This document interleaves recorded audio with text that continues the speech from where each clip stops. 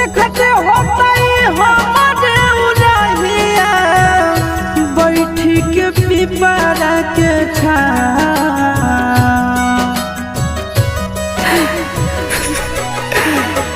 देखते होता हमारे उड़हिया बैठी के पिपरा के रुक रुक रुक अरे टरेनिया रुक रुक रुक रे टरेनिया